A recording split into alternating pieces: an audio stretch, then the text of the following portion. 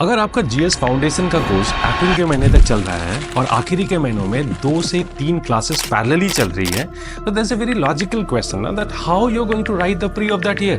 Most foundation program mainly focus prelims examination. Rather, good foundation program should focus both prelims and mains examination in the form of coverage of the static, dynamic and applied part. We finish the course at least 100 days before the pre of that year. आज आपको ये भी याद रखना है कि जो फैंटास्मागोरिया जो सोशल मीडिया का मायाजाल है उससे भी आपको बचना है ताकि आपका प्रिपरेशन सही दिशा में चल सके। Let's do a foundation that works for you. Clear direction. Timely delivery. Strong foundation. Hello everyone, मेरा नाम मनु गर्ग है। मेरी यूपीएससी सिविल सर्विस परीक्षा में इस साल 2024 के अटेम्प्ट में अपने सेकंड अटेम्प्ट में ही 91st रैंक आई है। मेरे मेंस में स्कोर 827 है और मेरे GS2 में इंडिया में one of the highest marks यानी कि 134 मार्क्स आए हैं। मेरा बैकग्राउंड, मैं जयपुर से हूँ। मैंने अपनी schooling saint Xavier school Jaipur से करी है। फिर मैंने अपना college NRA first ranking institution Hindu college से किया है, जहाँ पे BA प्रोग्राम में हिस्ट्री पॉलिटिकल साइंस मेरे सब्जेक्ट्स थे और वहाँ पे मेरी सेकंड रैंक भी थी।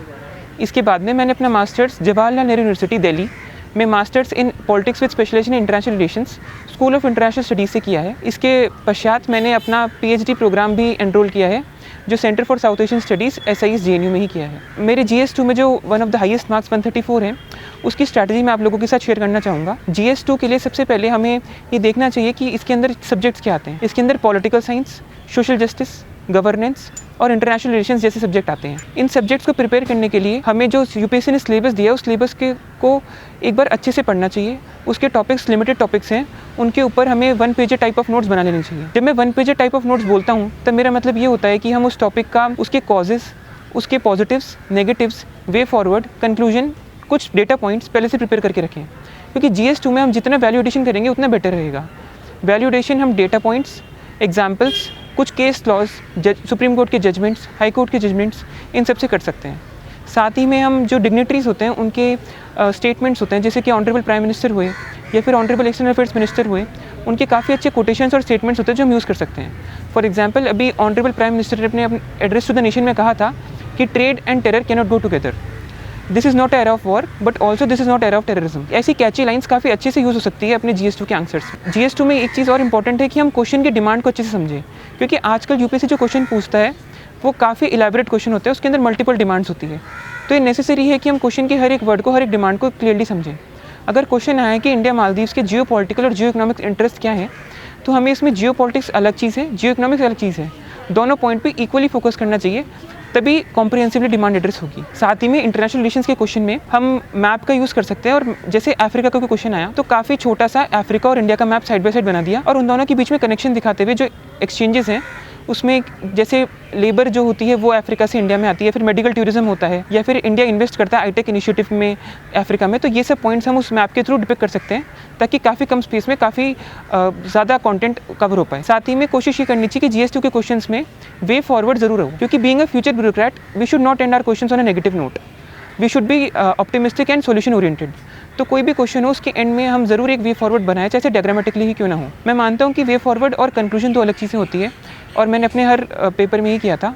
वे फॉरवर्ड अलग से बनाया था और कंक्लूजन एक अलग कैची लाइन से एंड किया था। साथ ही में जो सिलेबस के टॉपिक्स हैं उनको मैंने पहले से प्रिपेयर करके रखा था ताकि उन पे क्वेश्चन आए तो मुझे एग्जाम में ज़्यादा सोचना ना पड़े, क्योंकि यूपीएससी में 20 क्वेश्चन होते हैं, 10 question 10 mark each and 10 question 15 mark पर ईच।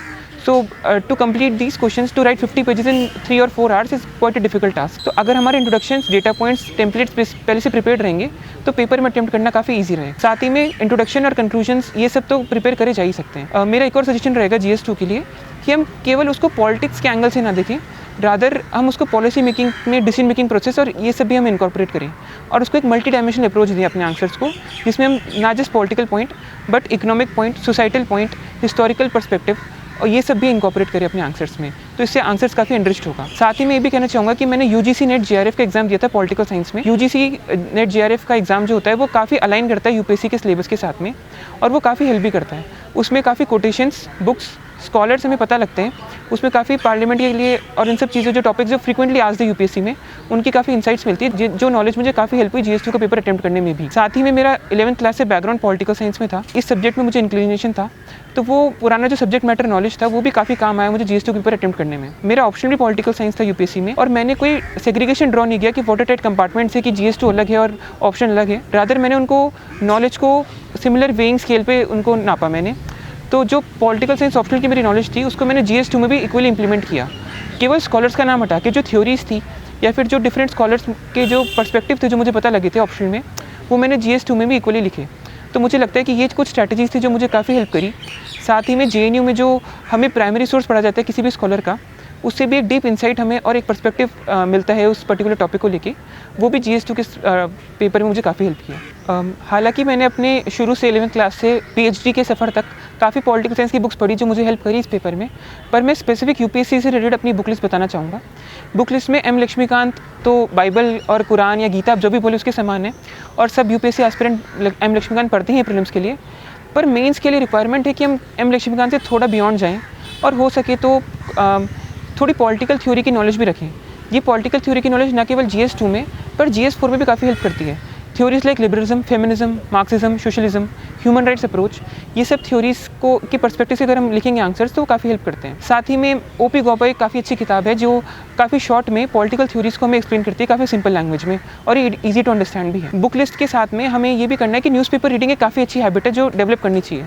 इससे ना केवल हमें आसपास के current event, current happenings, not just for India but for also the entire geopolitics of the world, इन सब के बारे में काफ़ी अच्छा पता लगता है। तो न्यूज़पेपर से जो ब्रॉडर इश्यूज़ होते हैं, हमें क्राइम और पॉलिटिक्स बिल्कुल फोकस नहीं करना, पर ब्रॉडर इश्यूज़ जैसे कि गवर्नर का रोल क्या होता है, governor of Delhi lieutenant governor क्यों कहलाते हैं, वो किसी भी और स्टेट के गवर्नर डिफरेंट कैसे हैं, तो इन ब्रॉडर गवर्नेंस इश्यूज़ पे हमें फोकस करना है। सुप्रीम कोर्ट का जजमेंट अभी गवर्नर पे आया कि वो किसी बिल को ज़्यादा टाइम तक नहीं रख सकते, तो उस जजमेंट के रिपरकशंस क्या होंगे वाइडर गवर्नेंस ऑफ इंडिया पे, तो ऐसी चीज़ें न्यूज़पेपर पे काफ़ी फोकस करनी है। साथ ही में एडिटोरियल्स जो होते हैं हिंदू के और इंडियन एक्सप्रेस के, मैं वो पढ़ा करता था। मैं काफ़ी ORF के आर्टिकल्स को रेफ़र करता था, पर उतना अगर आपका ऑप्शन पॉलिटिकल साइंस नहीं है तो वो रिक्वायरमेंट नहीं है। वैल्यू एडिशन जीएस2 में काफ़ी नेसेसरी है, एग्जाम्पल्स और रिसिप्ट लिखना काफ़ी ज़रूरी है। इसके लिए मैंने विजन IAS की PT 365 और मेन 65 रेफ़र करी थी। उसमें एक जगह पे कंपाइल्ड सारे जजमेंट्स और एक पर्टिकुलर टॉपिक जैसे वन नेशन वन इलेक्शन, वो लास्ट ईयर काफ़ी एक्सपेक्टेड टॉपिक था, तो वो उसमें उन्होंने कवर किया था। तो वहाँ से आप अपना डेटा बना के अलग से नोट्स बना सकते हैं। साथ ही में न्यूज़पेपर में से भी काफ़ी डेटा और जजमेंट्स और ये सब चीज़ें मिल जाती है।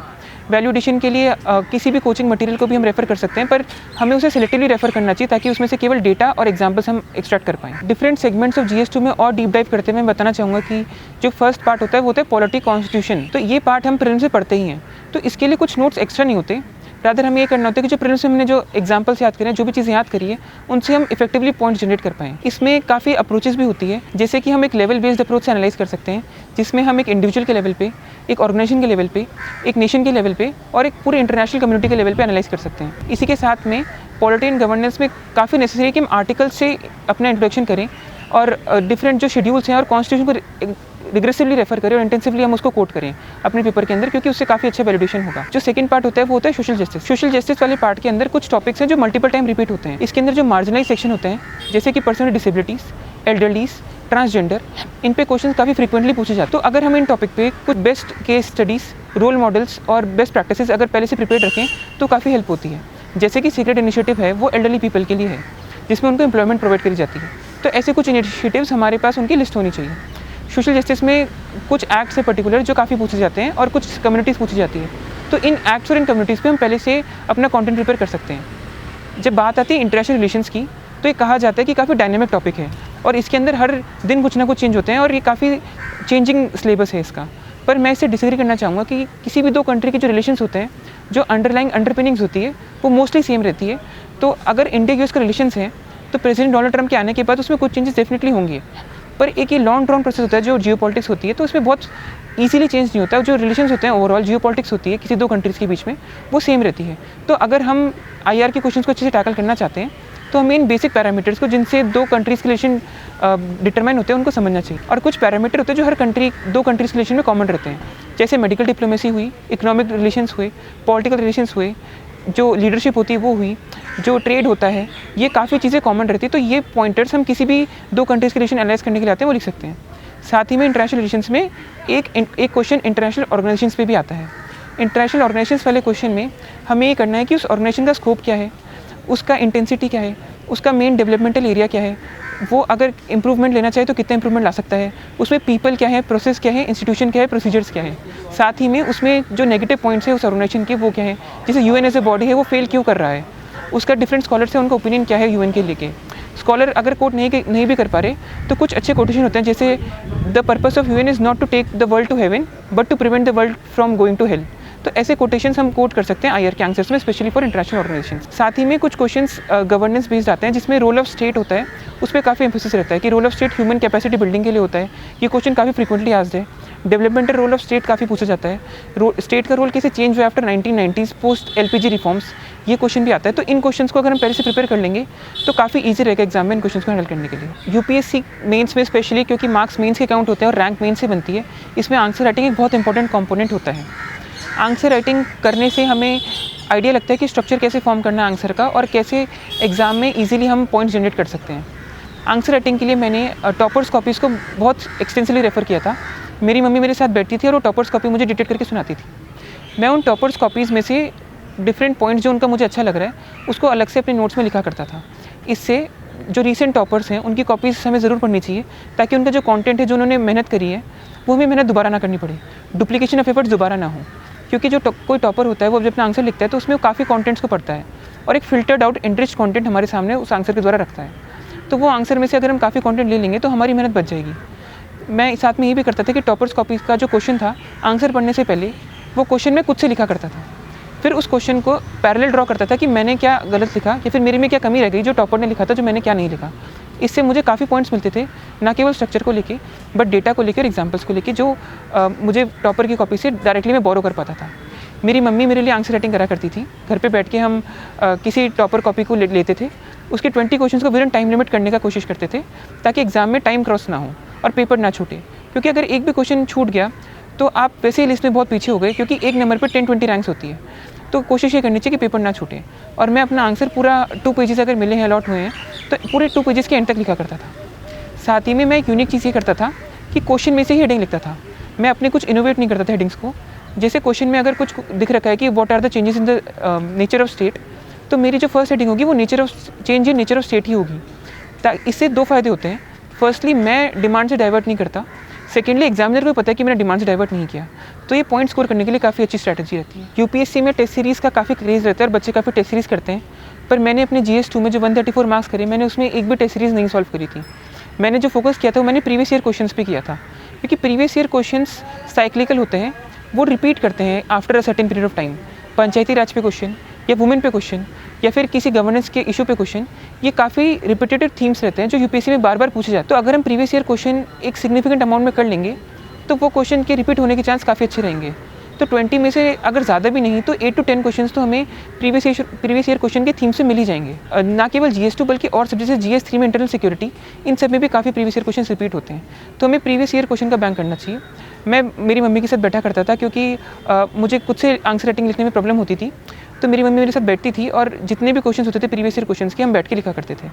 तो और फिर मेरी मम्मी मुझे टॉपर्स कॉपी से या फिर दूसरे क्वेश्चन को रेफर करके बता दिया करती थी कि मैंने ये चीज़ कमी लिखी है या फिर ये क्वेश्चन की डिमांड तो मुझसे मिस हो गई। तो ये चीज़ करनी काफ़ी नेसेसरी है। तो आप रादर देन किसी टेस्ट सीरीज़ के पीछे भागने के कोशिश करें कि प्रीवियस ईयर क्वेश्चन करें, क्योंकि यूपीएससी का जो एग्जामिनर होता है वो अपना जो क्वेश्चन पेपर बनाएगा वो प्रीवियस ईयर क्वेश्चन पढ़ के ही बनाएगा, ना कि किसी टेस्ट सीरीज़ को देख के।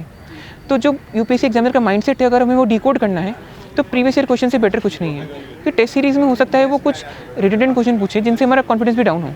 अगर हमें टेस्ट सीरीज़ अटेम्प्ट करनी भी है तो केवल प्रैक्टिस के लिए, कॉन्फिडेंस बिल्डिंग के लिए और मॉडल आंसर देखने के लिए करनी चाहिए। टेस्ट सीरीज़ की मॉडल आंसर हमें ज़रूर पढ़ने चाहिए, क्योंकि उनसे हमें डिफरेंट क्वेश्चंस पे डिफरेंट टाइप ऑफ कंटेंट मिलता है। जहाँ तक बात है PYQ के आंसर आपने लिख तो लिए, पर उनको इवैल्यूएट कैसे करेंगे। मेरा बैकग्राउंड पॉलिटिकल साइंस में था, तो मुझे आइडिया था कि आंसर कैसा होता है। इवैल्यूएशन के लिए मेरे सबसे बेस्ट स्ट्रैटेजी है कि आप टॉपर कॉपी को पढ़ें। जो टॉपर ने आंसर लिखे हैं उनके मार्क्स आए हैं, वो मार्क्स और जो टेस्ट सीरीज़ जो उन्होंने लिखी है, फिर जो भी उन्होंने आंसर लिखे जो उन्होंने अपलोड करे हुए थे टेलीग्राम पे या किसी भी कोचिंग वेबसाइट पे इजीली अवेलेबल रहते हैं, तो उनके जो मार्क्स आए उनका कुछ वजह रही होगी कि उनका स्ट्रक्चर सही होगा, कि उन्हें डिमांड प्रॉपर एड्रेस करी होगी। तो अगर हम अपने आंसर को उनसे मैच करें तो बेस्ट रहेगा, ना कि किसी कोचिंग की इवैल्यूएशन पे ट्रस्ट करते हुए, क्योंकि हमें नहीं पता कि वहाँ पे कौन इवैल्यूएट कर रहा है। और self evaluation is the best evaluation. तो हमें टॉपर की कॉपी लेनी चाहिए, उसका क्वेश्चन हमें लेना चाहिए, वो खुद से लिखना चाहिए पहले, फिर उस सेम क्वेश्चन को हमें टॉपर की कॉपी से मैच करना चाहिए और देखना चाहिए कि उसमें हमें क्या कमी रह गई। इससे बेटर इवैल्यूएशन मेरे हिसाब से नहीं हो सकता। GS2 का एक परसेप्शन है या फिर एक स्टीरियोटाइप है कि GS2 काफ़ी करंट बेस्ड पेपर है। मैं डेफिनेटली एग्री करता हूँ कि GS2 में काफ़ी करंट अफेयर्स बेस्ड क्वेश्चन पूछे जाते हैं, पर उनका जो ओरिजिन होता है वो स्टैटिक पोर्शन में रहता है। अगर वाइस प्रेसिडेंट के इलेक्शन अभी रिसेंटली कंडक्ट हुए हैं तो क्वेश्चन उनके इलेक्शन के प्रोसेस पे रहेगा, या फिर कंपेयरिंग कॉन्स्टिट्यूशन एक थीम है, उसमें ये रहेगा कि इंडिया के वाइस प्रेसिडेंट के इलेक्शंस US के वाइस प्रेसिडेंट या फिर फ्रांस के प्रेसिडेंट से कैसे डिफरेंट हैं। तो हमें स्टैटिक पोर्शन से उनको पढ़ना चाहिए, उनके एग्जाम्पल्स याद करने चाहिए, पर हमें ये कोशिश करनी चाहिए कि उसको स्टैटिक से हम रिलेट कर पाएँ। जितने ज़्यादा इंटरलिंकेजेस हम ड्रॉ कर पाएंगे स्टैटिक पोर्शन से, उतना बेनिफिट रहेगा। साथ ही में हमें different constitution of the world से भी पैरेलल ड्रॉ करने चाहिए। अगर यूएस में प्रेसिडेंट के इलेक्शन हुए हैं तो हमें ये समझ होनी चाहिए कि स्टैटिक पोर्शन में इंडिया के प्रेसिडेंट के इलेक्शंस कैसे होते हैं और वो यूएस से कैसे वेरी करते हैं। तो करंट अफेयर्स एक न्यूज़पेपर से अगर हम पढ़ रहे हैं या फिर एक कोई भी मंथली कंपाइलेशन रीड कर रहे हैं तो उतना करंट अफेयर फॉलो करना ज़रूरी है। हमें केवल करंट अफेयर्स के पीछे ही नहीं भागना चाहिए, रादर हमें स्टैटिक पार्ट को भी इक्वली वेटेज देनी चाहिए। जो मेरा 2024 का अटैम्प्ट था जहाँ पे मेरी 91st रैंक आई है, ये मेरा सेकंड अटैम्प्ट था। मेरा फर्स्ट अटैम्प्ट मैंने 2023 में दिया था जहाँ पे मेरे GS2 में 100 मार्क्स थे, अभी मेरे मार्क्स 134 हैं। ये जो 34 मार्क्स का इंक्रीज़ आया इसके अगर मुझे कॉजेज़ बताने हो तो मुझे ये लगता है कि कुछ कॉजेज़ होंगे demand of the question. Last year मुझे जो आता था मैं वो लिख देता था क्वेश्चन में, कि क्वेश्चन में कीवर्ड उठाया, जैसे अगर जैसे जियोपॉलिटिक्स लिखे तो जियोपॉलिटिक्स जो भी मुझे आता है मैंने वो लिख दिया। पर स्पेसिफिक जो डिमांड है UPSC की वो काफ़ी स्पेसिफिक रहती है, तो रादर देन हमें जो आता है क्वेश्चन क्या पूछ रहा है हमें उस पर फोकस करना चाहिए और वो लिखना चाहिए। साथ ही में सेकंड पॉइंट होता है कीवर्ड। जो क्वेश्चन की बॉडी लिख रहे हैं, आंसर की बॉडी लिख रहे हैं, उसके अंदर मैं काफ़ी कीवर्ड्स का यूज़ करा करता था, जैसे deliberate deindustrialisation, colonial hangover, regulatory cholesterol. तो ऐसे कीवर्ड्स काफ़ी कैची लगते हैं। ज़रूरी नहीं कि हम जार्गन्स का बहुत ज़्यादा यूज़ करें, पर पॉलिटिकल साइंस की लैंग्वेज से एसोसिएटेड अगर कुछ कीवर्ड्स अगर हम इनकॉर्पोरेट कर पा रहे हैं अपने आंसर्स में, तो उससे एग्जामिनर को आइडिया रहता है कि जो कैंडिडेट है उसको पॉलिटिकल साइंस की इनफ नॉलेज है। तो मैं क्या करा करता था, फर्स्ट जो क्वेश्चन था उसको काफ़ी कीवर्ड की मैंने लिस्ट बना रखी थी जो डिफरेंट थीम्स हैं, और उन कीवर्ड्स को मैं एक्सटेंसिवली यूज़ करा करता था अपने आंसर्स के अंदर। तो पहले मेरे पॉइंट आंसर स्ट्रक्चर कैसा होता था, एक काफ़ी अच्छा इंट्रोडक्शन रहता था। उस इंट्रोडक्शन को मैं किसी कोटेशन से, किसी डिग्नेटरी के स्टेटमेंट से या फिर किसी आर्टिकल से स्टार्ट करा करता था। उसके बाद में जो क्वेश्चन में से हेडिंग ली वही हेडिंग मैंने इसमें डाल दी। फिर मैंने पॉइंट्स लिखना स्टार्ट किया। पॉइंट्स में एक कीवर्ड लिखा पहले, फिर उसके बाद में उसको बहुत शॉर्ट में, काफ़ी ब्रीफ में, 5 या 6 वर्ड्स में या फिर 1 और 2 लाइन्स में उसको डिस्क्राइब किया। फिर उसका रिलेवेंट को एग्जाम्पल लिख दिया। हर हेडिंग में 3 to 4 या 5 पॉइंट्स तो रहने ही चाहिए, और साथ ही में उसमें 2 या 3 पॉइंट्स में अगर हम एग्जाम्पल से सब्सटेंशिएट कर देंगे तो वो इनफ रहता है। कोशिश ये करनी चाहिए कि 3 या 4 हेडिंग्स या 3 या 4 डिमांड जो क्वेश्चन में होती है, जो UPSC में रहती ही है, उन सब डिमांड को एड्रेस करा जाए। एक अच्छा सा वे फॉरवर्ड लिखा जाए जो काफ़ी जेनरिक ना हो, क्योंकि जेनरिक वे फॉरवर्ड सब लिख देंगे कि फाइनेंस बढ़ाना चाहिए या फिर इंस्टीट्यूशन को पावर देनी चाहिए, उनकी रिकमेंडेशन को मैंडेटरी करना चाहिए। पर उसमें अगर स्पेसिफिक अगर हम कुछ रिकमेंडेशन दे सकते हैं जो उस ऑर्गेनाइजेशन या फिर उस पर्टिकुलर बॉडी से रिलेटेड है तो बेटर रहेगा। और फिर एक कंक्लूजन, जो पूरे हमारा जो क्वेश्चन है उसको एक क्रक्स में क्वेश्चन की डिमांड को एड्रेस करते हुए पूरे क्वेश्चन को इनकैप्सुलेट करते हुए एंड कर पाएँ, या फिर किसी कैची लाइन से भी हम उसको एंड कर सकते हैं। जैसे अगर कोई वुमेन का क्वेश्चन था तो मेरा फिक्स रहता था कि ऑनरेबल प्राइम मिनिस्टर का स्टेटमेंट है कि we do not need women development, rather we need women led development. तो ऐसे स्टेटमेंट्स काफ़ी हैंडी होते हैं और काफ़ी यूजफुल होते हैं कंक्लूजन्स के लिए। पेपर कंप्लीशन बहुत इंपॉर्टेंट है UPSC के किसी भी मेंस के पेपर में, क्योंकि हमें 50 पेजेस लिखने पड़ते हैं 3 hours for a general candidate and 50 pages in 4 hours for a person with disability candidate. But ये 4 hours कोई पर्सन विद डिसेबिलिटी कैंडिडेट अगर सोचते हैं कि 4 hours तो काफ़ी इनफ होता है, कि इनफ नहीं होता, क्योंकि अगर हमें कम्युनिकेट भी करना पड़ता है स्क्राइब के साथ में तो उसमें हमारा काफ़ी टाइम जाता है, क्योंकि हमें पहले वो क्वेश्चन पढ़ के सुनाएंगे, हमें वो क्वेश्चन इंटरप्रेट करना पड़ता है, तो मल्टीपल रीडिंग भी लगती है, क्योंकि डिमांड ऑफ द क्वेश्चन काफ़ी कॉम्प्रिहेंसिव रहती है। उसके बाद में हम उनको क्वेश्चन आंसर अपना बताएंगे, उनको वो आंसर की अंडरस्टैंडिंग करनी पड़ेगी, फिर उनको वो आंसर लिखना पड़ेगा। तो इसमें एक मीडियम एक्स्ट्रा ऐड हो जाता है आंसर लिखने के लिए। तो हमें ट्राई करना चाहिए कि हम 4 hours ना लेके चलें अगर हम पर्सन विद डिसेबिलिटी कैंडिडेट हैं, तो रादर हम ट्राई करें कि जब हम प्रैक्टिस कर रहे हैं तो 3 hours या फिर एट मैक्स 3.5 hours से अपना पेपर कंप्लीशन करें। फॉर अ जनरल कैंडिडेट हमें एक 10 मार्कर क्वेश्चन करने के लिए 2 पेजेस मिलते हैं, और इसमें 6.5 मिनट्स तक हमें क्वेश्चन कंप्लीट करने का सोचना चाहिए। साथ ही में जो 15 मार्कर क्वेश्चन है उसमें हमें 3 पेजेस मिलते हैं, और इस क्वेश्चन को कंप्लीट करने के लिए हमें 10 to 10.5 मिनट्स में कंप्लीट कर देना चाहिए। एग्जाम में जो एक्सिजेंसीज होती है और जो इमरजेंसी की सिचुएशन आ सकती है उसको ध्यान रखते हुए हमें प्रैक्टिस में पहले से ध्यान रखना चाहिए, क्योंकि कोटेशन है the more we sweat in the preparation the less we bleed in the war. तो जब हम प्रिपरेशन कर रहे हैं तो उसके अंदर हमें ट्राई करें कि हम कम से कम टाइम में क्वेश्चन कंप्लीट करने का कोशिश करें, और कम टाइम में क्वेश्चन तभी कंप्लीट होगा जब हमारे प्री प्रिपेयर्ड टेम्पलेट्स रेडी होंगे, वो हमारे इन हैंड होंगे और हमारे टिप्स पे होंगे पहले से। तो जो सिलेबस के टॉपिक्स हैं, प्रीवियस ईयर क्वेश्चंस हैं, टॉपिक्स टॉपर से जो आंसर लिख रखे हैं उन पे, जो रिपीटेड थीम्स हैं, जो करंट में टॉपिक्स इन न्यूज़ हैं, उन पे हम templates, keywords, data, examples, relevant case laws, judgments उनको पहले से प्रिपेयर कर रखें ताकि एग्जाम में सोचने का टाइम बचेगा। The faster we think the faster we will write in the examination. जहाँ तक बात है नोट मेकिंग की, तो मैं डिजिटल नोट्स बनाता था। मैंने ऐप्स, बहुत सारी ऐप्स थी जैसे कि एवर नोट, वन नोट और गूगल कीप नोट्स, इन सब का यूज़ किया था। साथ ही मैंने सोशल मीडिया से प्लेटफॉर्म का भी काफ़ी अच्छा यूज़ किया था। व्हाट्सएप पे मैं अपने नोट्स लिखा करता था। इसके लिए मैं कीबोर्ड की एक OTG केबल आती है, वो काफ़ी सस्ती थी, 40-50 रुपीज़ की केबल होती है। उसमें हम जो फिजिकल कीबोर्ड होता है जो कंप्यूटर में होता है, उस कीबोर्ड को USB से हम OTG केबल से अपने फ़ोन में कनेक्ट कर सकते हैं। तो मैं अब फ़ोन पे कनेक्ट करके उसको व्हाट्सएप खोल के उसमें एक ग्रुप बना के उसमें केवल मैं ऐड रहता था और मेरे एक फ्रेंड को मैंने ऐड कर रखा था। उस पर मैं अपने नोट्स लिखा करता था, फिर उन नोट्स को एट द एंड में कंपाइल कर लेता था। डिजिटल नोट्स का फ़ायदा ये रहता है कि हम उसमें कभी भी इंसर्ट कर सकते हैं और किसी भी पॉइंट पे हमें एडिशन करने, क्योंकि करंट अफेयर्स डायनेमिक है, वो विद टाइम आते रहेंगे, कुछ ना कुछ रोज़ कुछ ना कुछ न्यूज़ में रहता है। तो अगर हमें उनको इनकॉर्पोरेट करते हैं अपने नोट्स में तो डिजिटल नोट्स बेटर रहते हैं। पर अगर किसी को पेन पेपर नोट्स किया जाता है तो वो उस पर भी रिलाई कर सकता है, पर उसमें रेलिवेंट स्पेस छोड़ दें क्योंकि ताकि करंट अफेयर बाद में ऐड ऑन करे जा सके। तो व्हाट्सएप जैसी ऐप्स काफ़ी यूजफुल रहती है नोट मेकिंग के लिए, मैंने उनको काफ़ी यूज़ किया था।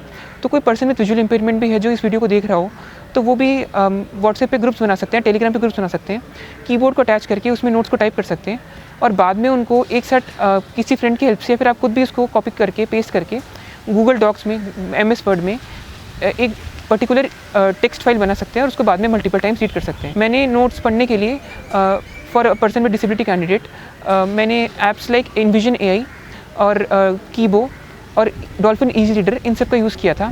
यहाँ पे हम टेक्स्ट फाइल और PDFs को इंपोर्ट कर सकते हैं और उसको मल्टीपल टाइम रीड कर सकते हैं। इसमें हम स्पीड को एडजस्ट कर सकते हैं, वॉइसेस को एडजस्ट कर सकते हैं, तो ये काफ़ी एक्सेसिबल रहता है। इसमें OCR की फैसिलिटी भी रहती है जो होता है ऑप्टिकल कैरेक्टर रिकग्निशन। इससे हम अगर कोई PDF फाइल है जिसमें अगर टेक्स्ट अवेलेबल नहीं है या फिर फोटो फॉर्मेट में है तो उससे टेक्स्ट एक्सट्रैक्ट हो सकता है। मैं मानता हूँ कि ये टेक्नोलॉजी अभी उस लेवल पे नहीं पहुँची कि बिल्कुल कम्प्लीटली परफेक्टली उसको OCR कर पाए, पर काफ़ी हद तक हमें उसका आइडिया लग जाता है। UPSC का जो पेपर होता है उसमें कुछ क्वेश्चन ऐसे डेफिनेटली होंगे जो हमें नहीं आते होंगे। हर पेपर में 2-3 क्वेश्चन ऐसे होते ही हैं, तो हमें उन क्वेश्चन को देख के घबराना नहीं है। रादर हमें उस टाइम पे कामली हमें जितना आता है हमें उतना लिख देना है। हमें ब्लफ भी नहीं करना चाहिए ऐसे क्वेश्चंस में, पर ट्राई करना चाहिए कि जो जनरल टॉपिक्स, जैसे कोई टॉपिक है, इस बार एक क्वेश्चन आया था ट्विस्टर्स को लेके GS1 के पेपर में। वो क्वेश्चन मुझे नहीं आता था, मुझे श्योर नहीं था कि ट्विस्टर क्या होता है, पर उस क्वेश्चन में UPSC हिंट ज़रूर ड्रॉप करता है। उसमें आगे लिखा था why do they occur in mostly Gulf of Mexico region. अब मुझे आइडिया था कि जो साइक्लोन्स होते हैं, जो फिर लो प्रेशर एरिया होता है, वो majorly Gulf of Mexico, South China Sea और इंडियन ओशन रीजन में रहते हैं। तो ऐसे क्वेश्चन को टैकल करने के लिए मैंने सोचा कि अगर ट्विस्टर है तो फर्स्टली ये क्वेश्चन एक बहुत बड़ा ट्विस्टर है हमारे लिए, तो इसको सॉल्व करने के लिए हम अगर लो प्रेशर एरिया है तो कुछ साइक्लोनिक एक्टिविटी टाइप ही कुछ होगा। तो मैंने ट्विस्टर रखते हुए जितना मुझे साइक्लोन का आता था कि वो क्यों कॉज होता है, 27 डिग्री टेम्परेचर चाहिए होता है या फिर मॉइस्चर विंड चाहिए होती है, कोरोलिस फोर्स चाहिए होती है, तो उसके अराउंड ट्विस्टर का नाम लिख के मैंने ये सब लिख दिया था। और मोस्टली जब मैंने आके घर पे चेक किया तो यही होता है। तो जो कुछ ऐसे क्वेश्चंस होते हैं जो हमें आइडिया नहीं है, तो उनके आसपास जनरल पॉइंट्स हम लिख के आ सकते हैं, एक बेसिक स्ट्रक्चर हम बना सकते हैं। जैसे इस बार एक क्वेश्चन आया था पल्लवास पे GS1 में कि आर्ट एंड कल्चर में पल्लवास का क्या कॉन्ट्रीब्यूशन था। तो ऐसे किसी क्वेश्चन में आर्ट एंड कल्चर में एक कुछ जनरल पॉइंट्स होते हैं जो किसी भी डायनेस्टी पे लागू होंगे, जैसे कि visual arts, performing arts, literature, sculptures. तो अगर हम ये बेसिक स्ट्रक्चर बना देंगे और 1-2 एग्जाम्पल्स कोट कर देंगे तो इससे आंसर कंप्लीट हो जाएगा, कम से कम थोड़ी डिमांड तो एड्रेस हो जाएगी। तो rather than leaving the question और ब्लफिंग इन द क्वेश्चन, हम एक बेसिक जनरल स्ट्रक्चर किसी भी क्वेश्चन में बना सकते हैं। GS और ऑप्शनल में जो मेजर फ़र्क मुझे लगता है वो ये होता है कि GS के आंसर पॉइंट बेस्ड रहते हैं और ऑप्शनल में हम पैराग्राफ फॉर्मेट में आर्गुमेंटेशन फोकस करते हैं। मार्क्स एनरिचमेंट के लिए GS पेपर से मैं सजेस्ट करूँगा कि हमें बेसिकली अपना जो इंट्रोडक्शन है पैराग्राफ पे लिखना चाहिए, एक हेडिंग होनी चाहिए। फिर अगर हम पॉइंट्स पे लिखेंगे तो ज़्यादा से ज़्यादा पॉइंट्स हम बता पाएंगे, मल्टीडिसिप्लिनरी आंसर को बना पाएंगे और मल्टीपल डायमेंशन को टच कर पाएंगे। तो एक मिनिमाइज कॉन्साइज वे में, एक काफ़ी शॉर्ट में इनकैप्सुलेट करते हुए सारी नॉलेज को छोटे छोटे पॉइंट्स हमें बनाने चाहिए ताकि मल्टीपल पॉइंट्स हम लिख पाएँ। और ऑप्शनल में जो पॉलिटिकल साइंस में रहता है उसका भी साथ में बता दूँ, उसमें फोकस पॉइंट्स पे नहीं होता, उसमें फोकस होता है आर्गुमेंटेशन पे, क्योंकि उसमें थ्योरेटिकल अंडरस्टैंडिंग आपकी टेस्ट हो रही थी ऑप्शन में। तो ऑप्शन में कोई क्वेश्चन अगर पूछा गया है तो उसमें हम कोशिश करें कि ज़्यादा से ज़्यादा आर्गुमेंट देने का प्रयास करें पैराग्राफ्स के अंदर। उससे ये होगा कि एग्जामिनर को हमारी अंडरस्टैंडिंग पता चलेगी उस सब्जेक्ट को लेकर और उस टॉपिक को लेकर। पर GS के अंदर टेस्ट किया जाता है कि जनरल स्टडीज़ पेपर है, उसमें पॉलिटिकल साइंस पेपर नहीं है वो, टू बी प्रिसाइज। तो जनरल स्टडीज़ की नॉलेज टेस्ट करने के लिए हम जितने मल्टीपल पॉइंट लिख पाएंगे वो बेटर रहेगा। एंड में कंक्लूड करते हुए मैं पूरी जो मैंने चीज़ें बताई वो समराइज़ करते हुए कहना चाहूँगा कि पहले तो GS2 काफ़ी स्कोरिंग पेपर रहता है, इसमें 100+ मार्क्स स्कोर करना काफ़ी मुश्किल काम नहीं है, और अगर हम एक सिग्निफिकेंट अमाउंट ऑफ हार्डवर्क अगर लगा रहे हैं तो ये स्कोर ईजिली अचीव करा जा सकता है। इसके लिए हमें 3-4 चीज़ों का अपना बेस बनाना चाहिए प्रिपरेशन का, जैसे कि प्रीवियस ईयर क्वेश्चंस, क्योंकि वो थीमेटिक है, साइक्लिकली रिपीट होंगी। सेकेंड चीज़ टॉपर्स कॉपीज़, उनसे हमें वैलिडेशन पॉइंट्स, एग्जाम्पल्स, उनके इंट्रोडक्शन कंक्लूजन्स वो बोरो करने चाहिए। थर्डली सिलेबस में कुछ limited set of topics UPSC ने हमें प्रोवाइड करें, उन टॉपिक को हमें मिस बिल्कुल नहीं करना चाहिए।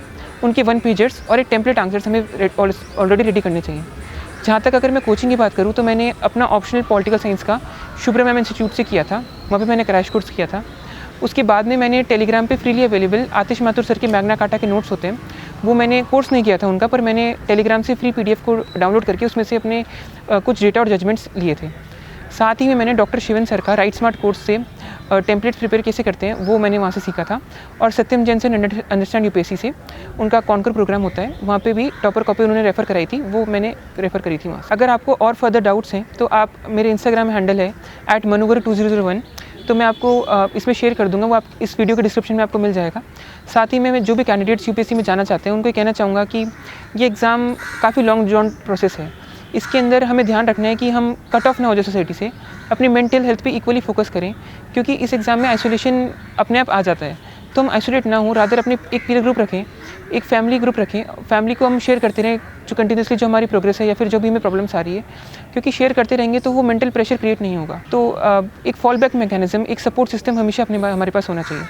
साथ ही में जो भी इस एग्ज़ाम की साइकिल में आना चाहते हैं मैं उनको ऑल द बेस्ट मेरी तरफ से कहना चाहूँगा, और मैं भी चाहूँगा कि आप भी फ्लाइंग कलर से इस एग्ज़ाम को सक्सीड करें, पर इस एग्ज़ाम को एक पार्ट ऑफ लाइफ ही रखें, और इस एग्ज़ाम को पूरी लाइफ ही ना बना लें, क्योंकि बहुत करियर प्रोस्पेक्ट्स इन पॉलिटिकल साइंस और इन अदर सब्जेक्ट्स एग्जिस्ट करते हैं irrespective of this examination also. Thank you so much.